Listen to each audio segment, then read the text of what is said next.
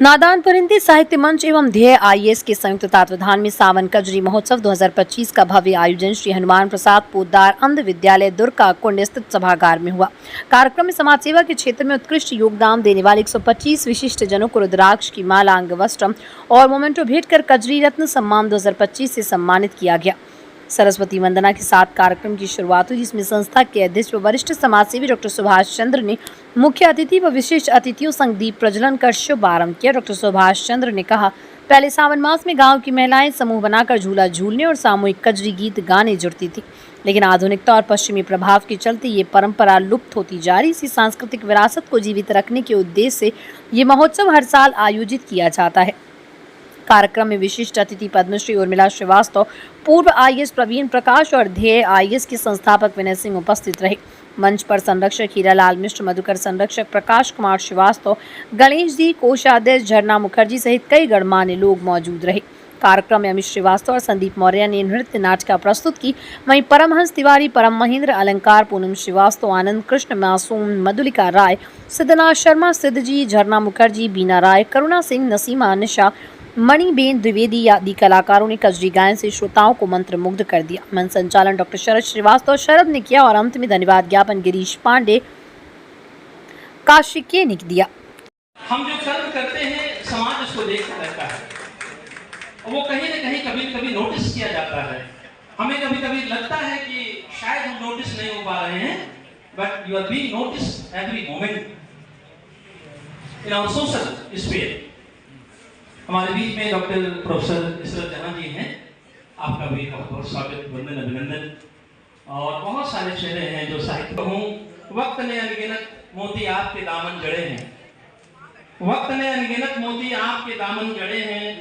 यशलब्ध हो, यशोन्मुख हो, यशस्वी हो, इस भावना और संकल्पना के साथ डॉक्टर सुभाष चंद्र जी संस्था के अध्यक्ष अमित जी को उनके शानदार प्रदर्शन के लिए, उनकी प्रस्तुति के लिए सम्मानित करते हैं। मैं डॉक्टर सुभाष चंद्र, नादान परिंदे साहित्य मंच वाराणसी राष्ट्रीय अध्यक्ष हूँ। नादान परिंदे साहित्य मंच का एक ही उद्देश्य है, सेवा भाव। जो भी असहाय ज़रूरतमंद लोग जब भी दिखे हैं, उनकी ज़रूरतमंद को पूरा करने का काम नादान परिंदे साहित्य मंच करता आया है, करता रहा है और करता रहेगा। आज जो है कजरी महोत्सव का कार्यक्रम है। विगत कई वर्षों से नादान परिंदे साहित्य मंच कजरी महोत्सव का आयोजन कर रहा है और सुखद संयोग है कि आज कजरी का भी दिन है और इसी को ध्यान में रखते हुए ये कजरी महोत्सव का आयोजन किया गया है। कहाँ से लोग आए होंगे? ये हमारे यहाँ पूरे देश भर से साहित्यकार आज एकत्रित हुए हैं। सर, अगर विशेष बात की जाए तो कजरी रत्न सम्मान यहाँ पे लोग देख रहे हैं, तो किस क्षेत्र में और कैसे लोगों को दिया जाता है? देखिए, साहित्य से लेकर के और कवि, कलाकार और जो भी लोग हैं, आज हमने एक ही नाम रखा है, कजरी रत्न सम्मान। वो हम लगभग जो है 100 के ऊपर की संख्या है हमारे सदस्यों की, सबको हम इस सम्मान से सम्मानित करने जा रहे हैं।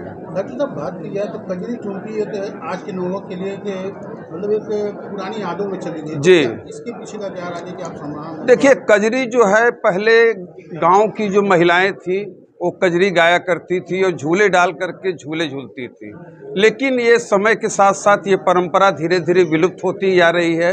इसी विलुप्त परंपरा को पुनर्जीवित करने के लिए आज हम सारे लोग एकत्रित हुए हैं और कजरी के बाद आता है जरई, जिसको कि आज शहर जो है बिल्कुल अनजान हो चुका है। डॉक्टर साहब, साहित्य की बात की जाए तो आप लगातार साहित्य संवर्धन में लगे हुए हैं। वर्तमान में कैसे देखते हैं साहित्यकारों को जो इस समय में लेखनी कर रहे हैं? देखिए, साहित्य की सेवा जो है एक समाज की सेवा है और साहित्य से एक नया जीवन मिलता है, तो साहित्य की सेवा हमेशा हम लोग लगे हुए हैं और आगे भी करते रहेंगे। धन्यवाद। सर, अपना परिचय दें। दोस्तों, मेरा नाम प्रवीण प्रकाश है। मैं 94 बैच का आईएएस हूँ। मैं मूलतः पूर्वांचल का ही रहने वाला हूँ।